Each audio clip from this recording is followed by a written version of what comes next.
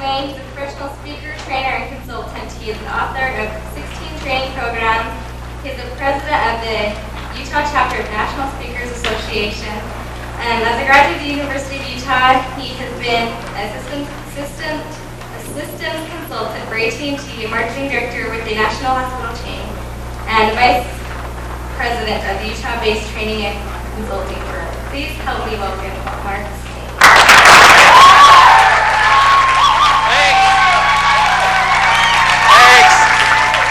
Hey, you don't want to get my head that big. I haven't even started yet. I won't be able to get out the back doors. Oh, okay.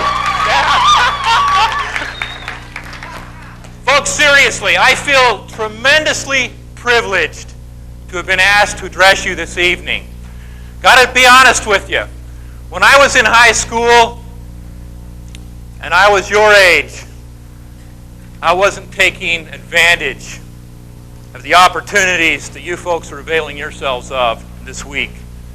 My hat's off to you. Give yourselves a hand.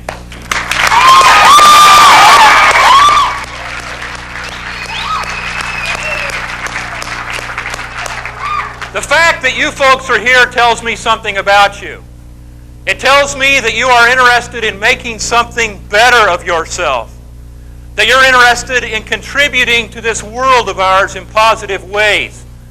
That you're not satisfied sitting on the sidelines and being an observer. You want to be in the arena, participating and experiencing all that life has to offer you. Folks, what I'd like to do tonight is share some of the things that I have learned in my life with you. One of my hobbies, folks, has been studying great human thought, profound insights that people have had. What you see in front of you is a representation of a now famous commencement address that was given at Plymouth College in New Hampshire a number of years ago by Dr. Darrell Hyde. What he did, he simply stood in front of this audience and he said, "Know yourself, Socrates. Control yourself, Cicero. Give yourself, Christ." And then he sat down. This is the actual quote. That life which is unexamined is not worth living.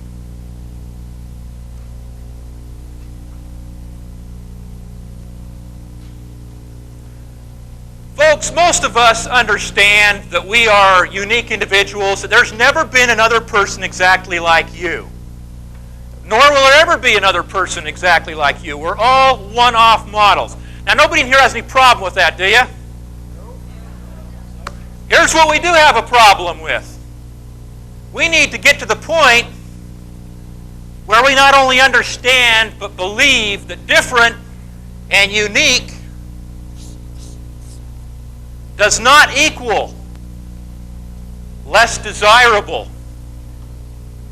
We need to come to terms with the fact that because we're different than other people, or maybe we're not all we would like to be yet in our lives, that doesn't somehow make us less. Now, this isn't an easy thing to do. Does our society encourage differentness and uniqueness? What are some of the things that society does to kind of keep us in line? I'm asking you. School uniforms. There's talk of school uniforms. Let's make all these people look the same and we'll have less problems, right? What else? Curfew. Okay? We need to be in by a certain time. And we need to be in by a certain time tonight, don't we? We have to conform if we want to stay in this assemblage, right? What are some other examples, quickly? Yes, please. Models. Tell me a little bit about that. Okay? Let's be honest. I want by a show of hands, how many of you think the way you dress is important? Thank you for your honesty. Absolutely. We have to look like we fit, don't we? If we don't, what happens? How does society treat us? You're an outcast. How many of you have read any Henry David Thoreau? Has anybody read any Henry David Thoreau? Excellent. Anybody read Walden? Let me share something from Walden. One of my favorite passages while he was living on the edge of Walden Pond, Henry David Thoreau penned this: "Why must we be in such desperate haste to succeed, and in such desperate enterprises? If a man does not keep pace with his companions, perhaps it is because he hears a different drummer. Let him step to the music which he hears, however measured or far away." Folks, that's some of the most profound advice I have ever heard in my life. We need to march to the beat of our own drum in important areas. We need to listen to our inner heart. What is it that we're supposed to do with our lives? Who is it we're supposed to be? Not who is it that my parents want me to be, or who is it that my boy or girlfriend wants me to be. Who do I need to be? A number of years ago, I had the opportunity to work in a psychiatric hospital. I was a teacher. I was a foster parent. And it was interesting as I would talk to these young people, some of them your age. Tell me about your life. Tell me what's going on. And you know, more often than not, as I would talk to these young people, I would find out that one of the things that really bothered these people is that they wanted to be somebody else. They weren't happy being themselves. And they were trying awfully hard to be something that they weren't.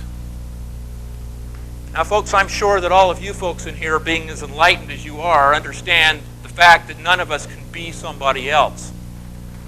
No matter how hard I tried, I could try till the day I died. And what's your name? Chris, I could try till the day I died as hard as I could every day to be like you, just like Chris. And I'd never be able to do it. Because Chris is Chris, and I'm Mark. Can't be done. But too many people in this world, folks, and not just people your age, but people my age, are into trying to be something that they're not. They're into trying to be somebody else. It's the opinion of many people that Ralph Waldo Emerson was the greatest thinker that America has ever produced. This is what Ralph Waldo Emerson said about this business of trying to be somebody else. There is a time in every man's education when he arrives at the conviction that envy is ignorance, that imitation is suicide, that he must accept himself for better, for worse, as his portion.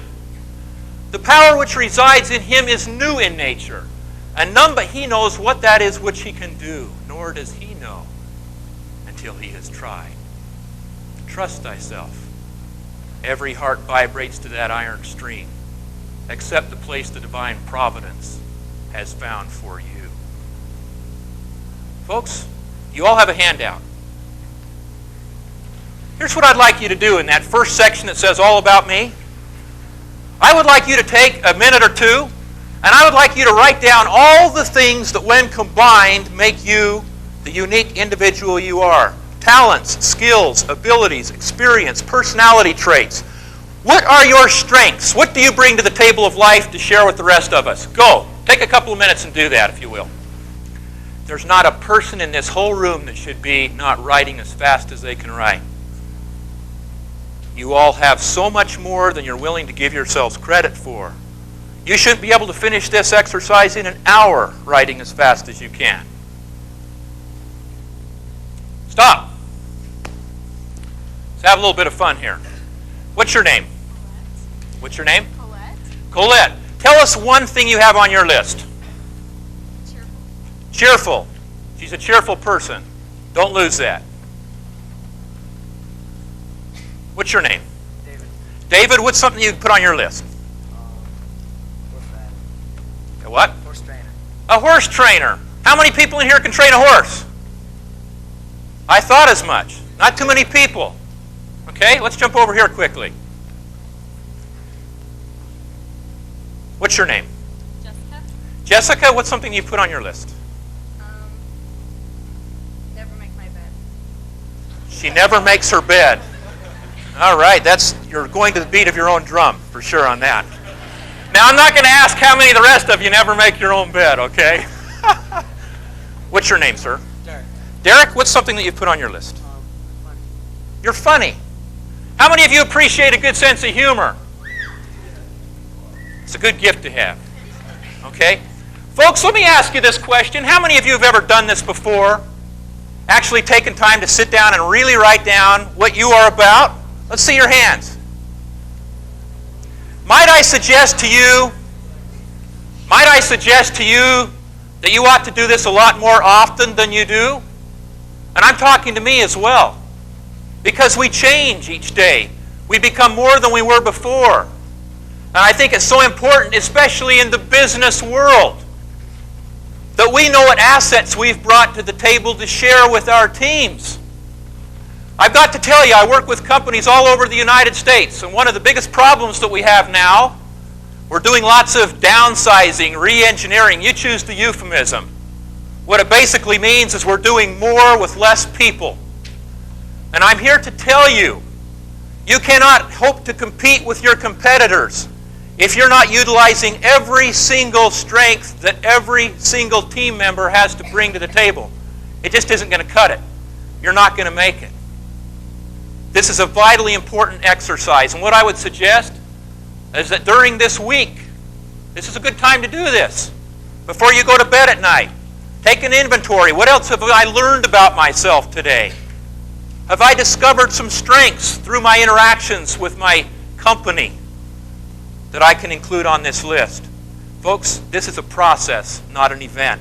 We need to do this more often than we do. Socrates was bold in his declaration. That life which is unexamined is not worth living. You're merely existing unless you really know who you are. Questions, comments before we move on? Okay, let's go ahead and talk about this next great idea. Controlling ourselves. Tullius Cicero, one of the greatest orators that this planet has ever seen, from ancient Rome. The life given us by nature is short, but the memory of a well-spent life is eternal. Folks, you want to be remembered when you leave? Then leave a legacy. Leave something worth remembering you for. Make this world better as a result of your having been here. Here's what I'd like you to do. You can do this anywhere on there. Why don't you turn over your page? Let's do it on the back.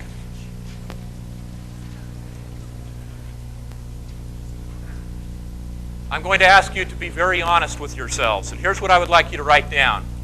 I would like you to write down some dream that you've had in your life, something that you have always wanted to do with your life, but haven't. And if you're like me, you probably have a whole lot of them. So just choose something in your life that you've always dreamed of doing, but you haven't done it yet. Go ahead and take a minute to do that. Something that you've always dreamed of doing with your life, but have not done yet. I want to see all you adults writing too.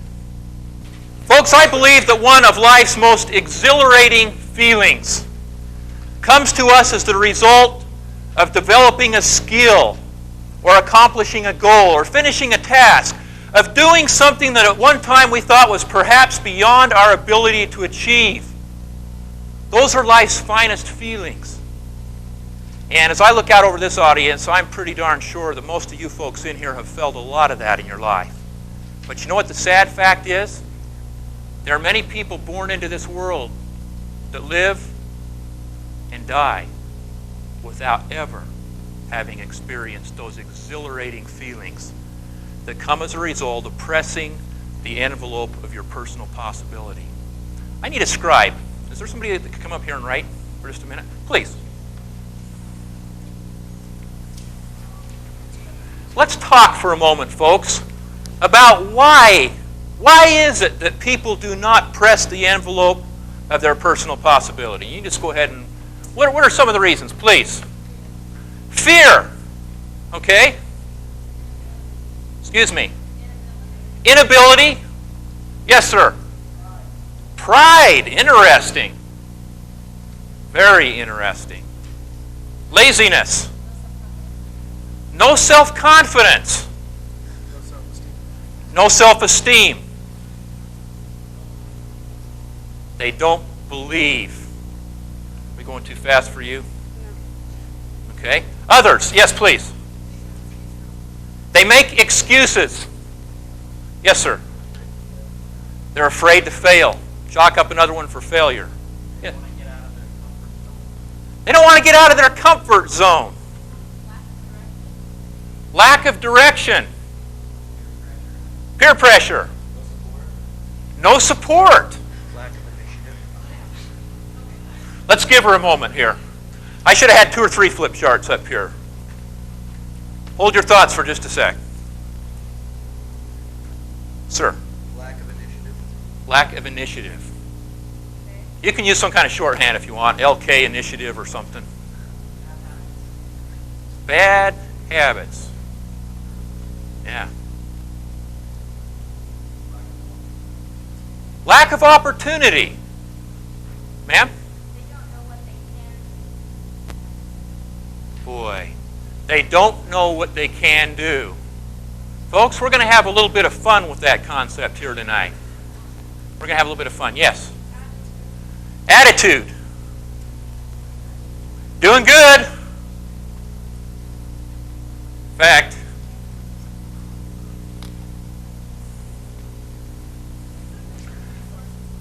insufficient resources.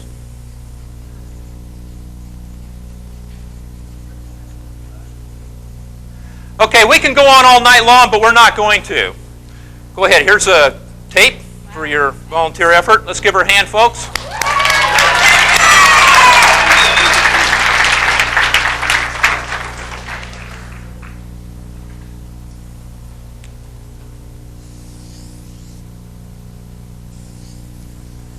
Folks, we can spend all night doing this, and everything that you said is absolutely true. But what I would like to do in the interest of time, I would like to focus our discussion now on these 2 items.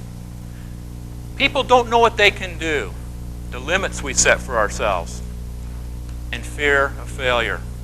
Let's talk about each of these things in turn. Let's talk about limits first. I'm pretty sure that if I went into the audience of the average people, you guys aren't average, you're above average, so it won't work with you. But if I went into an audience of just average people, and I went up and I said, tell me what you can do and you can't do. I'll bet most of these people would say, well, I can do this, and I can do this, and I can do this, but I know I can't do this, and I'd never try to do this. Do you think that's what I'd get? People would be pretty sure about what they could and couldn't do, wouldn't they? I'm here to tell you, folks, that most of what we know about what we can and can't do isn't knowledge at all. What is it? It's belief. It's not knowledge, it's belief. We believe we can do certain things, and we believe that we can't do them. And as a result, what happens? We can do the things that we think we can, and we can't do the things that we don't think we can. A number of years ago, when BYU was nationally prominent, very nationally prominent, about 13 years ago, I had the opportunity to hear Coach Lavelle Edwards speak.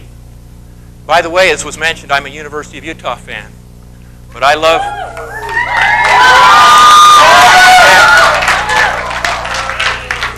But I also deeply admire Lavelle Edwards and what he's done with Brigham Young's football program. Yeah. Lavelle Edwards said this: the need to improve oneself is never established unless the person first realizes a potential above and beyond his present position. In other words, folks, if this is our vision, this is all we're going to be able to do with our lives. We're not going to see the possibilities out here. We're not going to see the possibilities out here. We're not going to see the possibilities up here.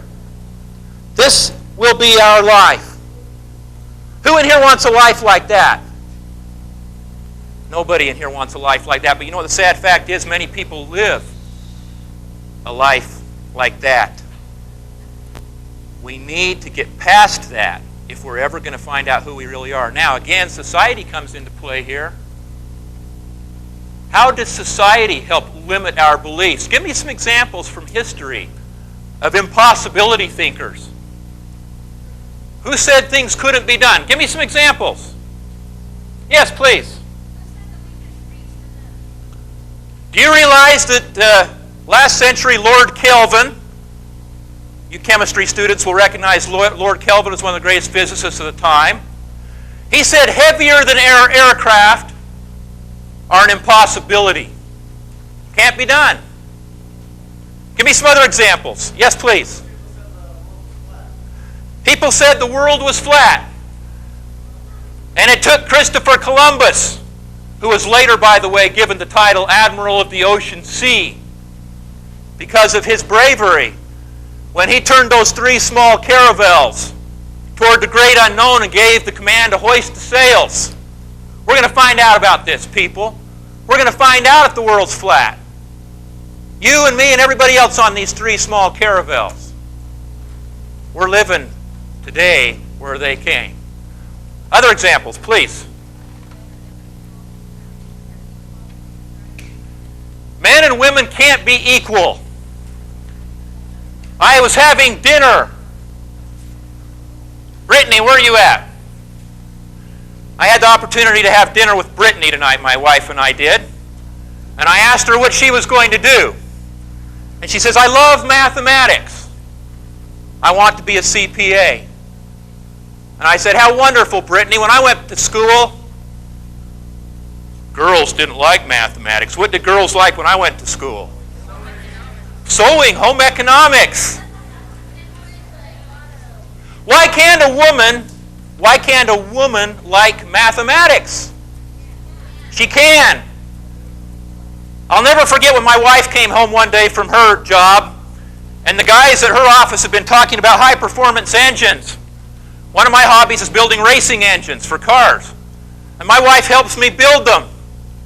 She started talking about lobe separation angle and lift and duration of the camshaft, and the eyes out of these guys' heads popped out about like this. Women don't build racing engines. This woman does. My good wife, Christy.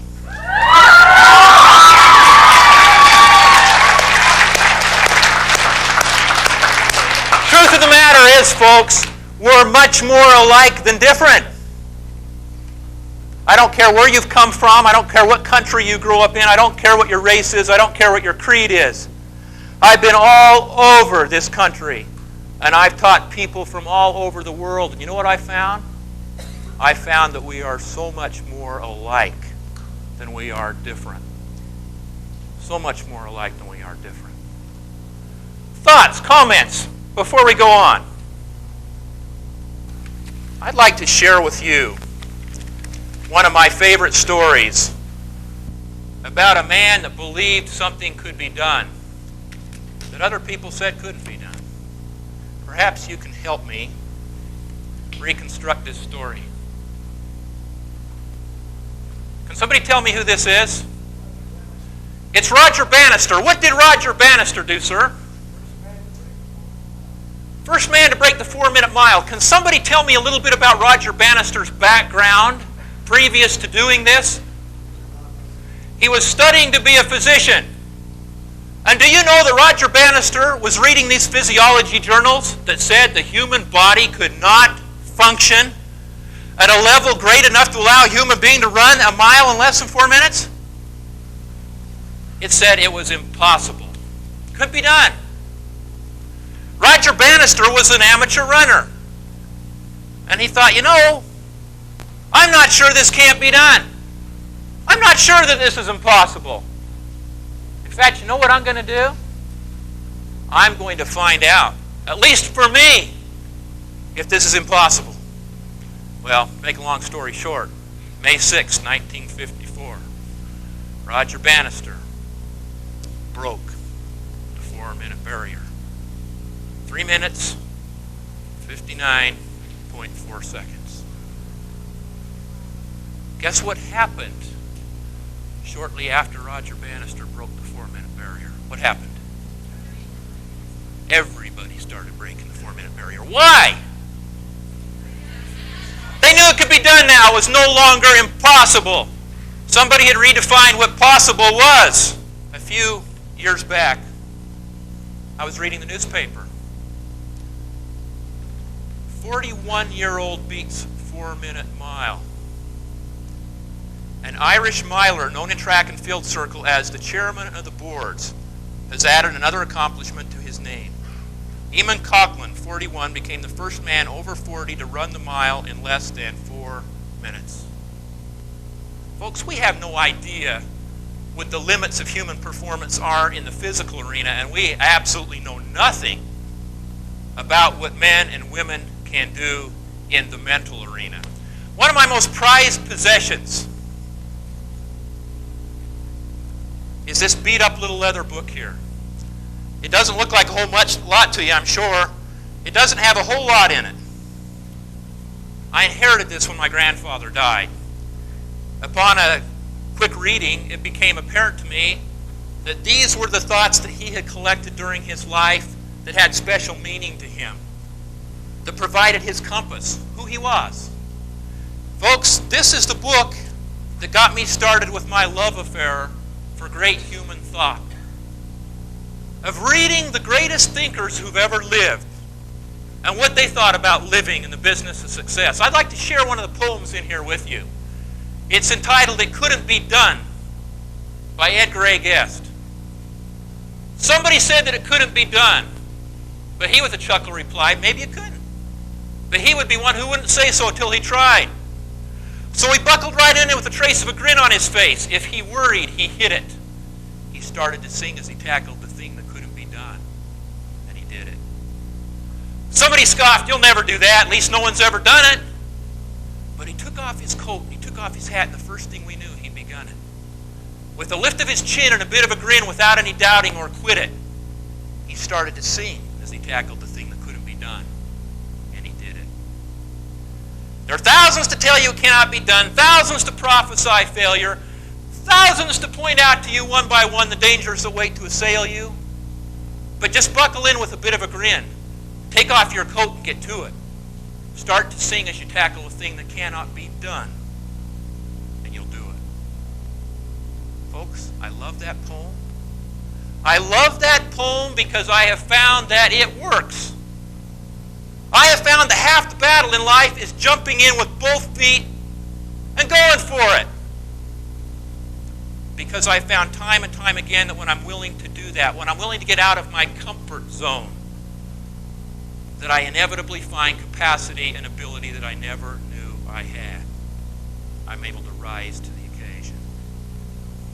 The guy that got me into the training business, we used to share war stories all the time.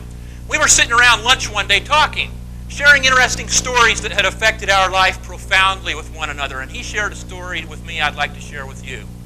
It concerned his grandfather, who was a very wise man, I might add. It seems that Ben, this man's name was Ben, was at a party one night. And there was a very accomplished pianist playing up front. And during the course of the evening, one of his friends approached him and he said, "Ben," he said, "can you play the piano?" And here's wise old Ben's reply: "I don't know. I've never tried." Now, how would most of us answer that? "Can you play the piano?" "No way, man. Get a life. I couldn't do that. There's no way I could do that."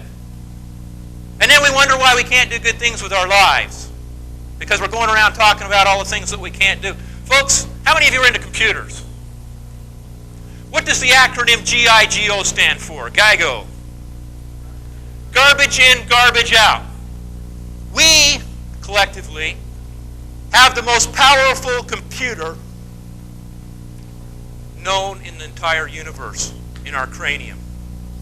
There's no computer that's ever been manufactured on this planet that comes close to what your mind can do. So what's happening as we go around all day long saying, "Gee, I can't do this. I can't do that. I can't do these things that these people are doing. I wish I could do this, but I can't." What's going to happen? We can't do them. Our brain will give us exactly what we program it to give us, no more and no less. If we don't believe we can do something, we can't. In fact, you know what your brain will do? It will sabotage you. It won't let you accomplish that if you don't believe you can do it. As I started studying great human thought, I came across a thought by the great sage Anonymous. And unfortunately, many of the greatest thoughts that have ever been put forth, we don't know who said them. But let me share a great thought by Anonymous with you. It said simply, he was a how thinker, not an if thinker. And folks, that's where you and I need to get if we're really going to do what we need to do with our lives. Any questions or comments about this business of limits before we move on and talk about fear? Anybody? Yes, please, sir. It's called It Couldn't Be Done by Edgar A. Guest. Absolutely. You literally can do what you really believe you can do. Anybody else? Yes, please, sir. One of my favorite quotes that I have up in my room in school is by Wayne Gretzky. And it's, you miss 100% of the shots you never take. Yeah. The great Gretzky. Anybody else? Yes, please. I've heard one and it really applies to you with tennis and stuff, and that's you've never really lost until you stop trying. That's right. That's right. In fact, let me use that as a segue to talk about this business of fear. You know, one of life's greatest ironies, folks, is that in order to succeed, you have to fail first. Have you ever really thought about that? Does anybody in here know of a little child that stood up and walked across the room the very first time he or she tried without falling down? Is there anybody in here that knows of one? Do we call that child a failure? What do we do? We encourage him. We stand him back up. We say what? You can do it. Come on, son, you can do it. You can do it. Come to Daddy. And we encourage them until they are able to do. We don't call them a failure. Where in our experience in life does it get to the point where it's not okay to fail anymore? Where do we start learning that it's not okay to fail anymore? You tell me. Yes. School? Kindergarten? Who said kindergarten? Do we learn that as early as kindergarten, some of us? That it's not okay to fail? Okay. She's saying that it happens when we start believing what those other people are telling us about the fact that we can't do something. Yes? I think it's the fact that there's always a right and a wrong answer. Okay. So you'd like to give the wrong answer. Yeah. I love a story told about, I believe it was a first grader. They had an art assignment to draw their front yard. Perhaps some of you have heard this story before. This particular student got a great big black X back on their drawing of their front yard. Well, she was perplexed, so after class she went up to the teacher and says, "Teacher," she says, "why did I get a black X on my drawing?" And here's the teacher's wise reply. Because the sky is blue, not gray, and blue, not yellow, and grass is green, not gray. And this little student sat there for a minute and looked really puzzled now. And she said, "But teacher, that's how my front yard looks when I get up really early in the morning before the sun rises." The old postman said this: children enter school as question marks. They leave as periods. This isn't an indictment for any of you in here who are teachers. There are lots of great teachers, and there are more great teachers today than there were when I went through school. But we do learn that it's not okay to fail sometimes in our school experience. Okay? I want to talk a little bit about this business of what happens when we fail. What does our society value in terms of performance? What do we like to see? Above average. What do we like to see in athletic contests? Who do we like? We like the winners, don't we? We like Michael Jordan. Hey, how many of you had a hard time rooting against the Bulls in the series against the Jazz? I love the Jazz. I love the Jazz, but I love Michael Jordan. Michael Jordan. How many like Michael Jordan? Am I here by myself? I don't know what planet he came from, but he is a joy to watch. He is a joy. He is a joy to watch. The point I want to make, folks, is if in our society, if you're not a winner, what are you? A loser. And that's why we do not put ourselves in situations where we might fail, because we don't want to be labeled a what? A loser. And you and I need to get by that if we're ever going to find out who we're really about. We need to be willing to put ourselves in the hot seat here and see whether or not we really can play the piano. We need to try things before we say we can't do them. Okay? Here's what I'd like you guys to do. I'd like you, again, to turn your page over. And I would like you to write down a time in your life where you failed miserably at something. Everybody in here has probably done it a million times. I know I have. I want you to choose a time in your life where you failed absolutely miserably. And then here's the most important part. I want you to write down one important lesson you learned from that experience of having lost. And I don't want you to write an essay. I'm talking about one line and a bullet point. This isn't writing class. This is only to jog your memory when you look back over your notes from tonight. You all had an opportunity to do that? Okay, now, what I need is a couple of you to share your experiences with us. We don't have time for you to go into a lot of detail, so in about 15 seconds or less, share with us how you failed and what you learned. Some volunteers, please. Somebody we haven't heard from. Yes, sir.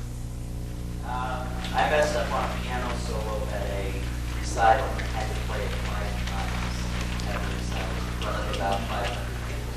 5 times this man played it to get it right at a recital. How many of us would have the guts to sit at that chair and play it 5 times?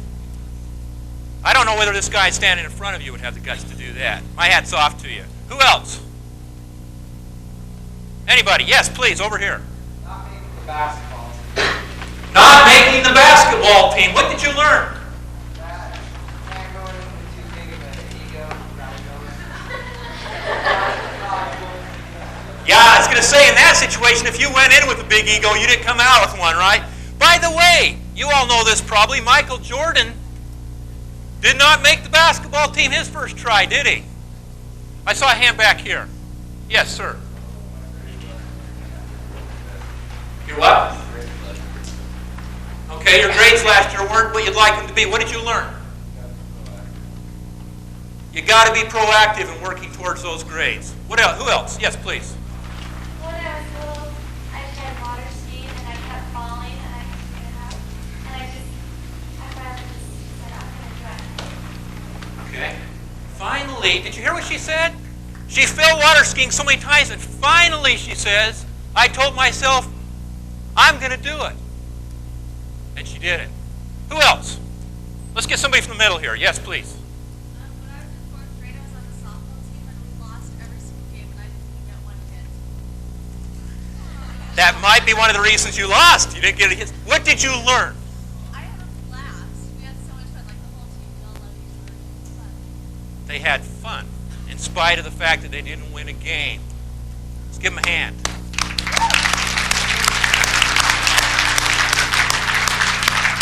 By the way, I'm a real advocate of fun. I think if you're not having fun in life, then either quit doing what you're doing or learn to have fun doing it.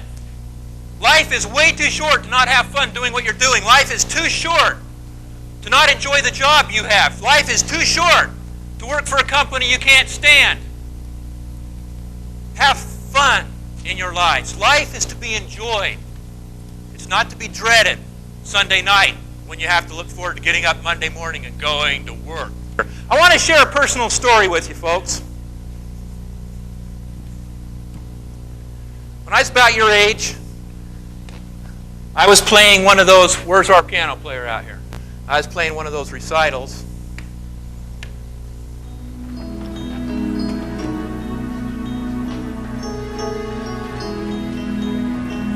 We could go on and on and on. Nice little song, beautiful song. I'm cruising along in this song, and all of a sudden it occurs to me I can't remember the whole second half of the song.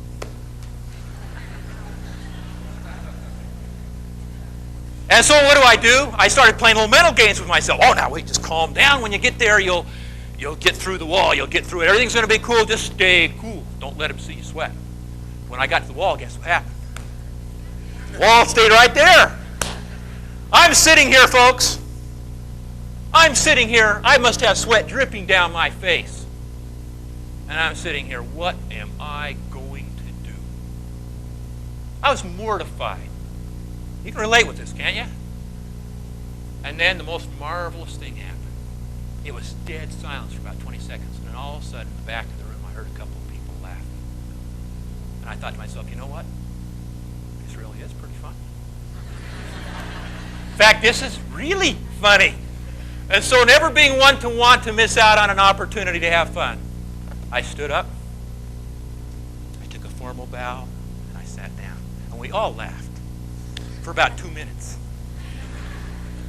Guess what I learned that day, folks? It's one of the most powerful lessons I've ever learned in my life. I learned that even if my worst nightmare materialized, I could handle it. How many of you have seen the musical Annie? The sun will come up again tomorrow. Bet your bottom dollar that tomorrow there will be sun.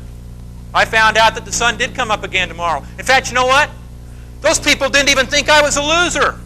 They came up and they said, Mark, we feel really bad that you forgot that. Man, that happens to all of us. We know you're a good piano player. And folks, I went on to play in many other recitals and they went just fine. But if I had walked away that day and said, I'm never getting in front of people again, I'm never going to make a fool out of myself again, I wouldn't be standing in front of here today. Right? Maybe some of you'd like that, right? I wouldn't have been where I'm at. Folks, let's have some fun. You've heard enough theory. You see that little square at the bottom of your first column? How many artists do we have in here? How many artists? Raise your hands high. I'm going to give every single person in this room, and I'm being serious now, I'm going to give every person in this room an opportunity to press the envelope of their possibility a little bit. To find out something about yourself you don't know right now. Because I'm here to tell you that we got about 199 artists in here. And I don't know how many we got in here, but however many we got in here, that's how many artists we have. Now you guys are laughing, and some of you are thinking I'm a fool. Well, I'll tell you what, don't take my word for it. I'm going to give you an opportunity to prove it to yourself. I'm not going to prove anything to you. You are going to prove it to yourself. Now, for those of you that don't know that you're artists yet, here's what an artist is. Let's take the magic out of this. People are always saying, God, I wish I was born an artist. I wish I was born with the talent. And I know a case can be made for the fact that some of us come to the planet with maybe more in a certain area than others, but that doesn't preclude the rest of us from making our contribution. Here's what an artist is. All an artist does is compare sizes and shapes. Okay? This line intersects this line at 90 degrees. This circle here is half as big as this circle. That is all an artist is. It's not magic. It is not magic. Let's have some fun. Enough talking. Here's how we learn best. And you guys probably all know this. We have somebody explain to us what to do. We have somebody show us how it's done. And then we do it, right? Isn't that the best way to learn? To hear, to see, and to do? That's how we're going to learn how to be artists. All you need to do is everything that I do. I want you to model my behavior. And if you do, I guarantee you there is not one person in this room that will not be successful being an artist. Are you game?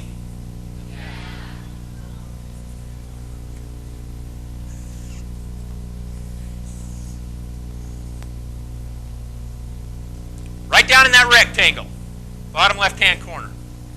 Is that pretty tough? It doesn't get any tougher than that. If you can draw that, you're going to be just fine. Now remember, what an artist does is compare sizes and shapes. We're comparing sizes and shapes.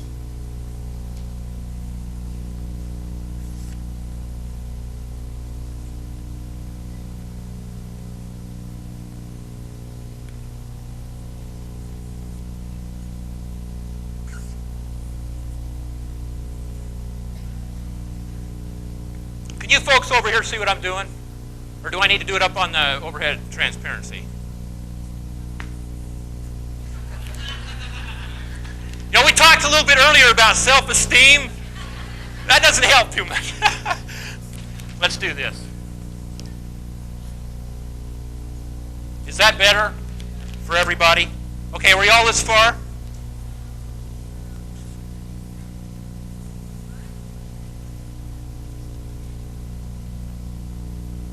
Little. Okay?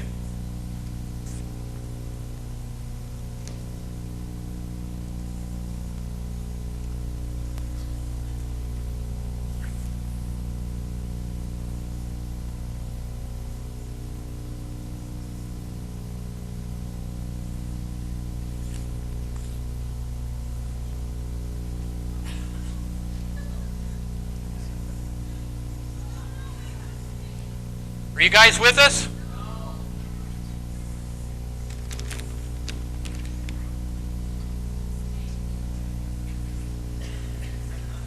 Okay. Is that better? You know, if nothing else, I'm having fun moving the chart around. I mean, this is fun.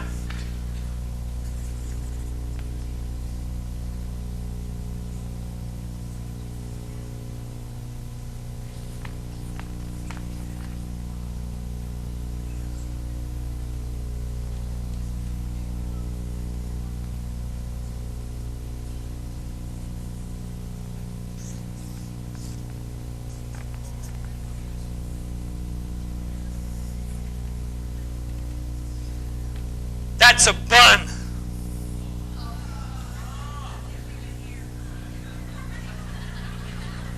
Now, come on, if I'm an artist, I at least put the ear in the right place.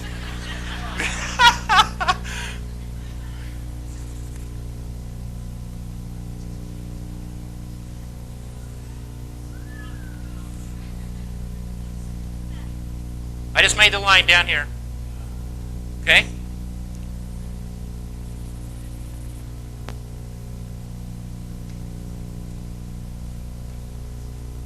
Now we'll put her ear here.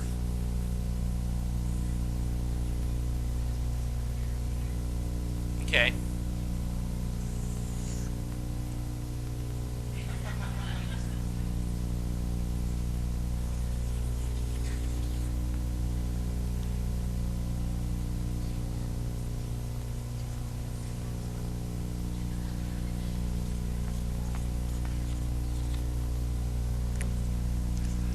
I'd like to introduce you to Enlightened Edna. Edna has just learned that she is an artist. She didn't think she was an artist. I'd like you to all hold up your drawings so I can see them.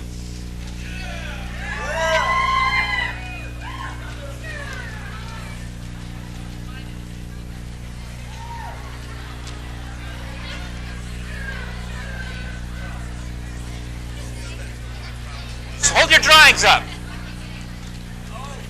Excellent. All right. Okay, folks, question. How many in this room had ever drawn Enlightened Edna before in your lives? I better not see any hands because Enlightened Edna is my cartoon character. Unless maybe some of you have heard me speak before. Every single drawing I saw was a likeness of Enlightened Edna. Now, what difference would a little practice make? I want to show you a couple things. I do a lot of watercolor workshops in corporate America and elsewhere. People will do a business topic and they say, let's have some fun, so we draw watercolors. This is a person's first try at drawing a watercolor landscape. First try. How many of you think that's pretty good? You want to know the best part? This person's in second grade. Second grade.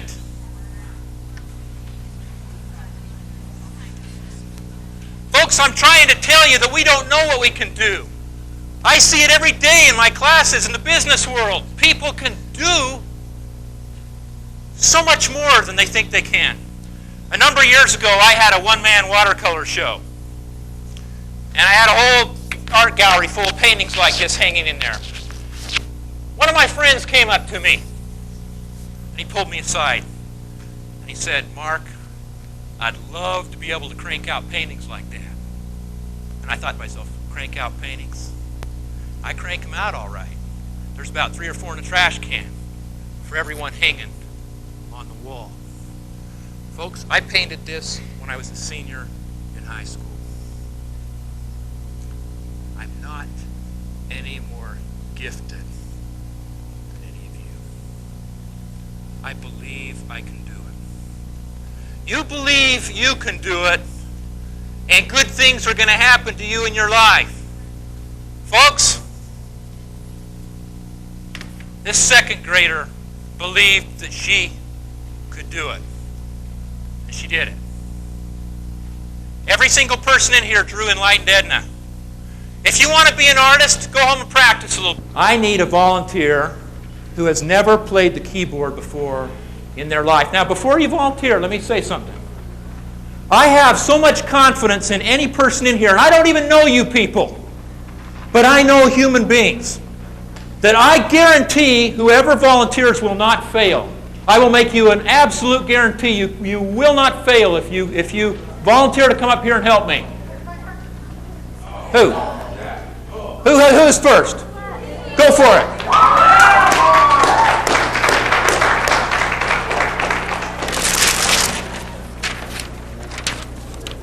Go ahead and take the hot seat there and just relax for a minute.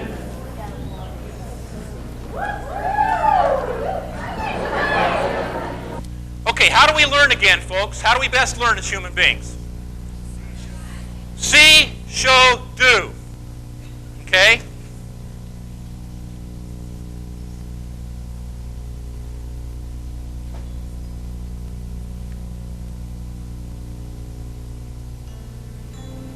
Every other white key, every other finger. You see that? Go for it. Put your little finger there. It'll be easier. Every other finger, every other white key. No, it's okay. It's cool. Put your middle finger here and your little finger here. Every other finger, every other white key. Play it a few times. Get comfortable. Go ahead and play it. Play it as a chord, all together.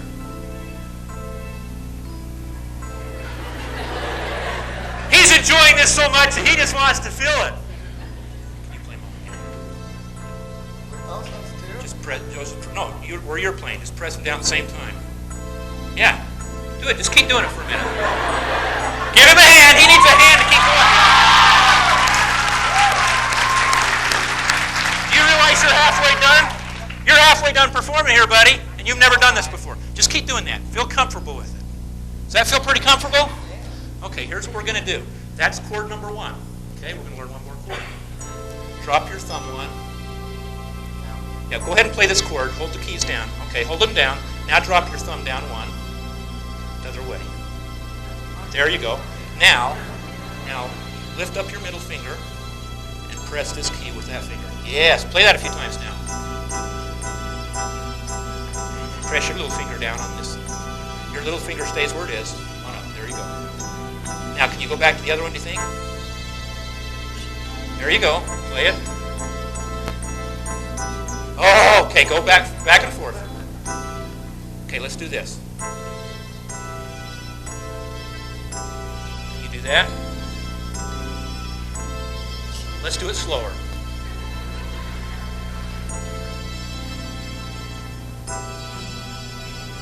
Correct?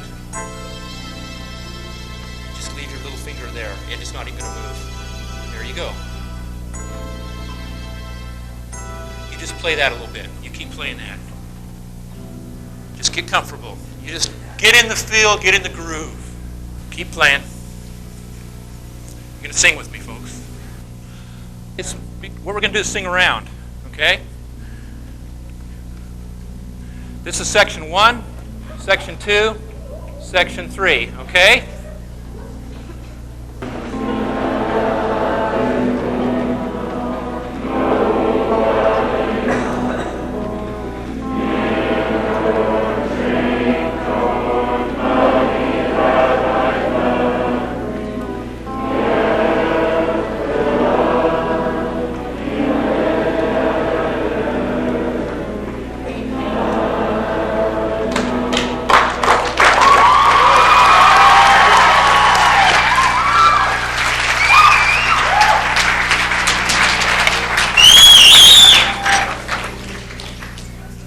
Okay. Hey, step over here if you would. Come on.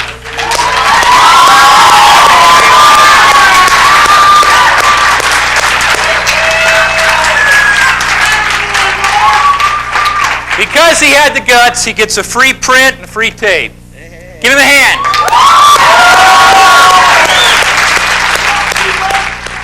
Folks, I could go on and on and on doing these kind of exercises to show you that you can do more than you think you can do with your lives.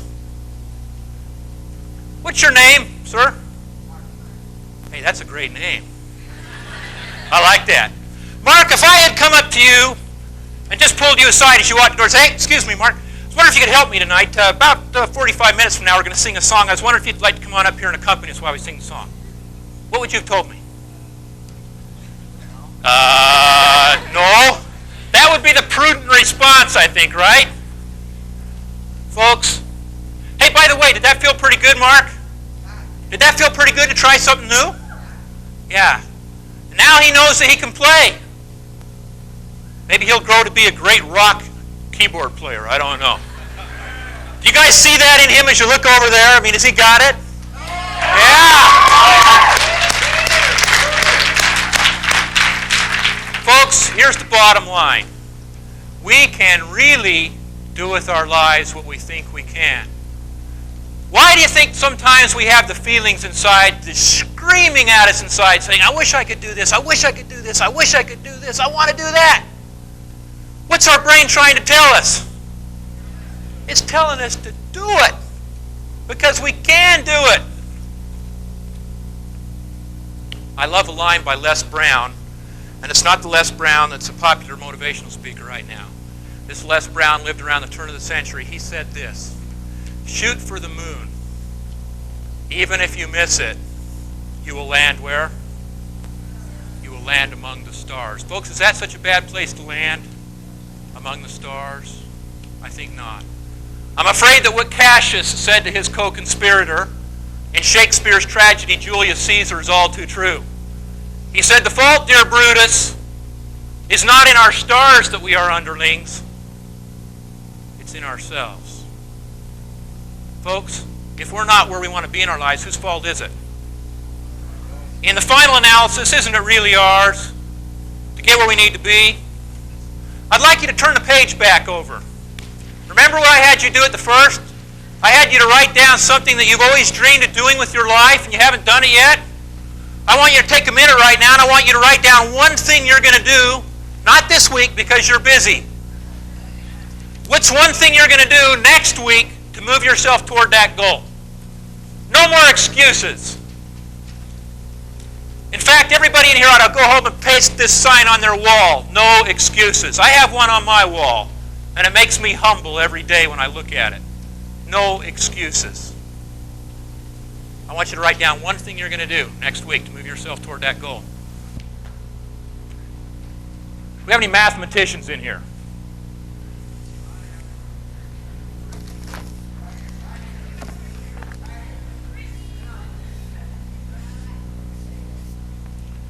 What does that mean? A change in the state of x, an increment of x, incremental change in x. Folks, what I'm asking you to do next week is make an incremental change in x, the desired state, your goal. It only has to be a little change. What happens is if you start making little changes every week, what's going to happen? You're going to get a big change. I love a line by Bruce Barton. He says, when I consider what tremendous consequences come from little things, I'm tempted to think there are no little things. And folks, isn't it the little things that make the big differences in the world? I'm going to challenge you. I love people to challenge me. I'm going to challenge you to make a promise to yourself right now that you are going to do what you just wrote down you're going to do. Okay? Do I have your agreement? Will you do it? Yes. Will you live your dream? You going to live it? Yes. Excellent.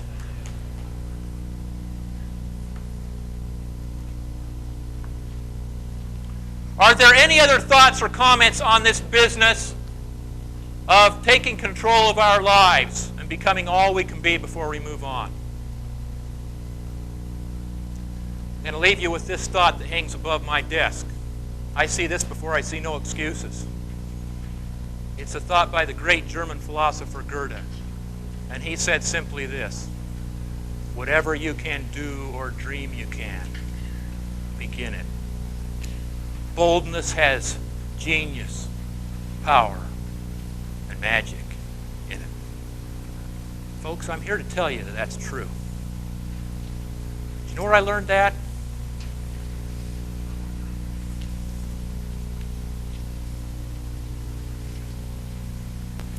How many of you own one of these?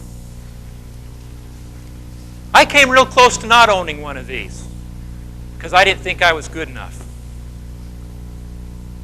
I was a senior in high school, and I thought, you know, I've always wanted to be a letterman, but I don't think I'm very good.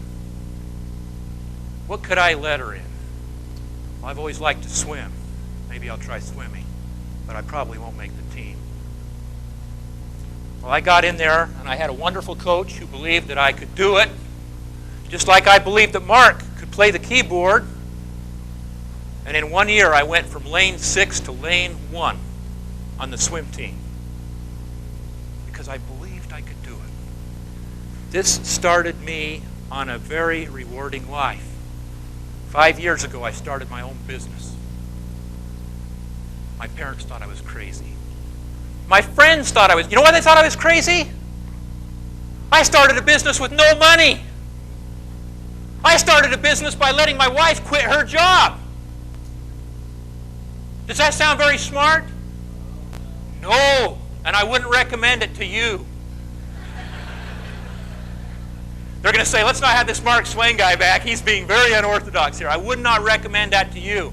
But folks, bottom line, I'm standing here before you today. I've had my own business for 5 years, and it's a successful business. I am living my dream.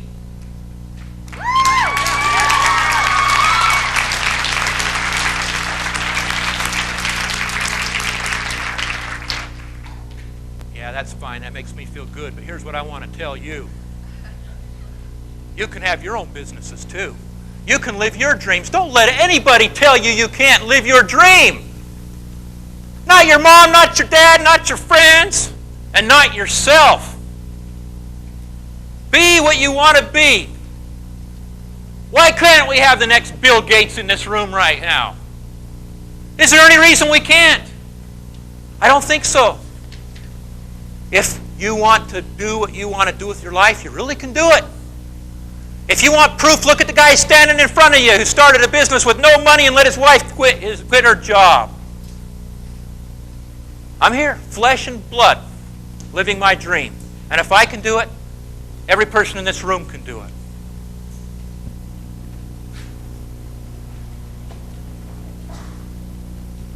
That's pretty powerful, isn't it? I don't know what your religious persuasion is, and it doesn't matter. That's one of the most powerful things ever said by any human being. Love one another as I have loved you.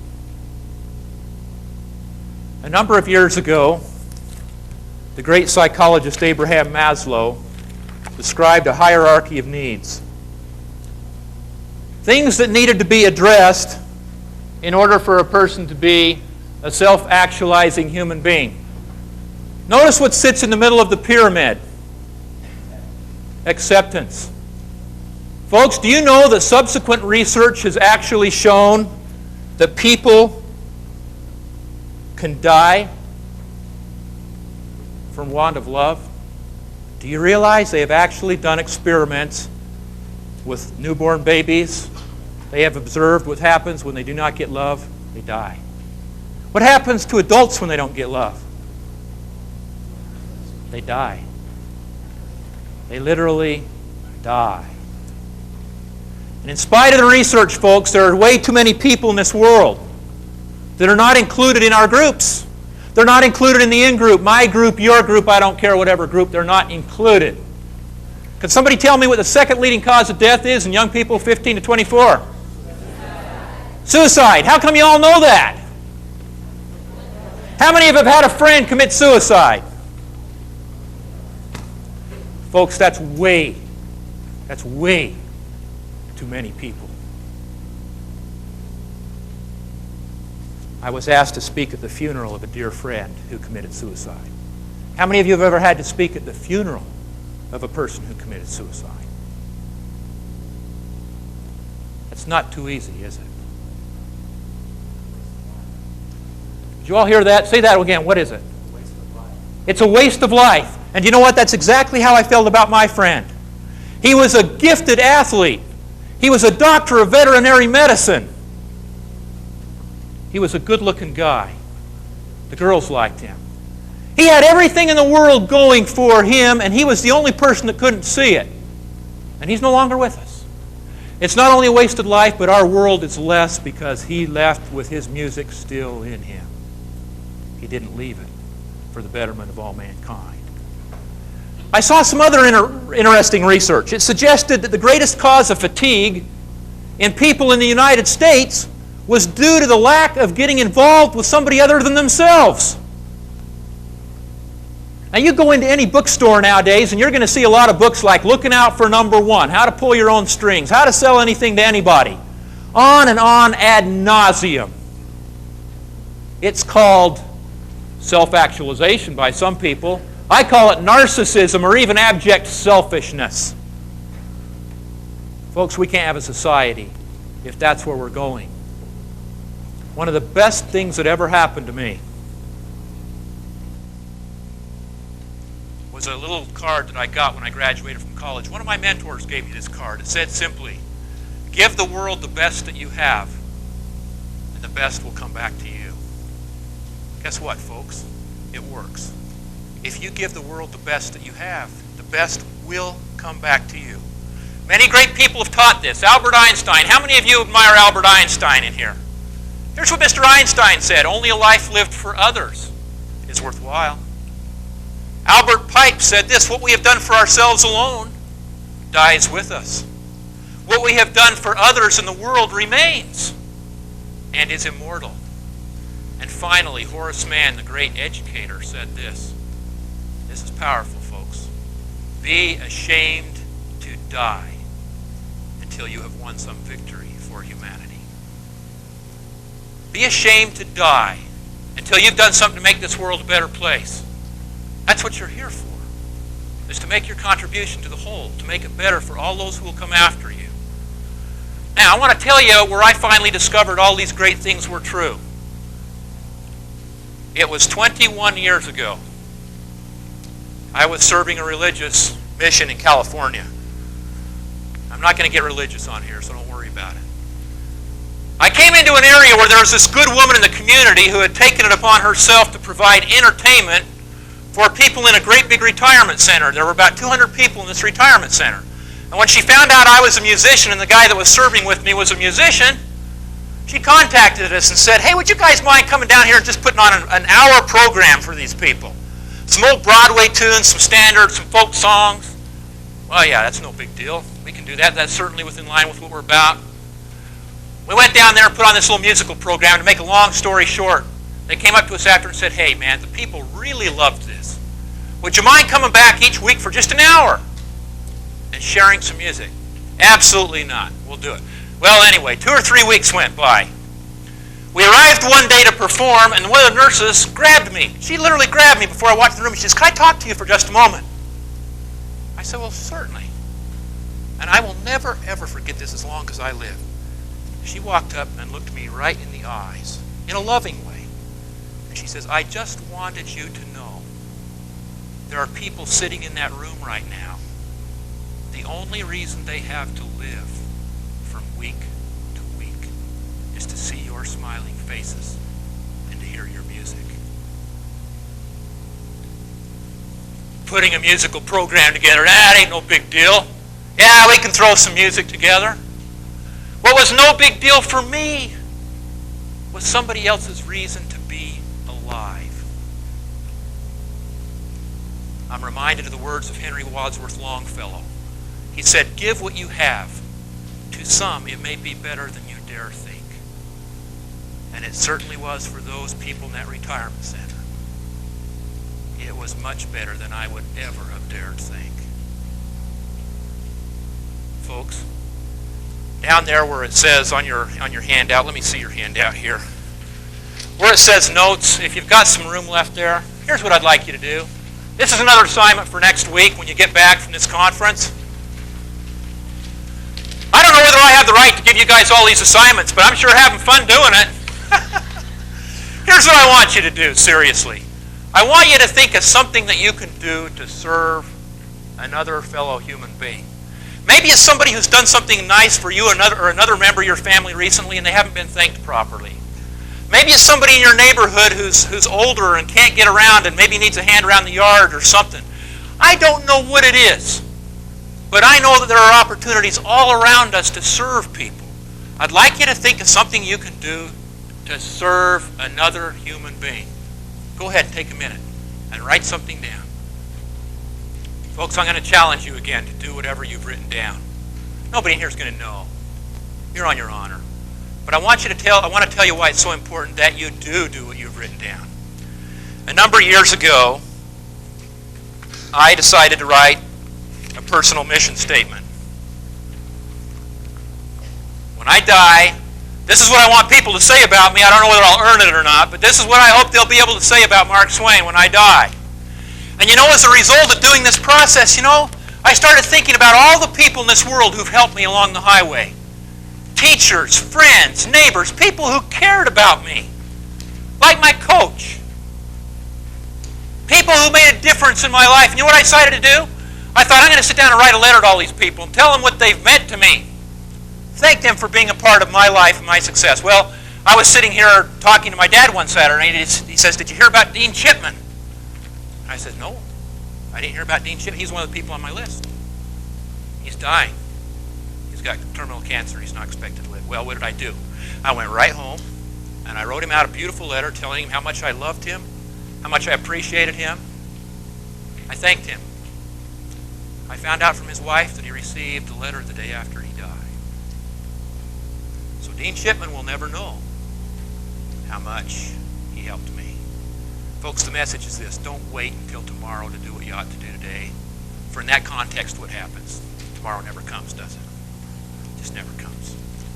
Folks, any questions or comments before we wrap up? Anybody? Folks, in closing, our time is about up here. Let me share just two other things with you and we'll be out of here. The first is a poem by Robert Louis Stevenson. It's a poem that I think embodies what the business of success is in life. What does it mean to be successful? This is what Robert Louis Stevenson said. That man is a success who has lived well, laughed often, and loved much, who has gained the respect of intelligent men and the love of children, who has filled his niche and accomplished his task, who leaves the world better than he found it, whether by an improved copy, a perfect poem, or a rescued soul, who never lacked appreciation of earth's beauty or failed to express it, who looked for the best in others and gave the best that he had. My hope for all of us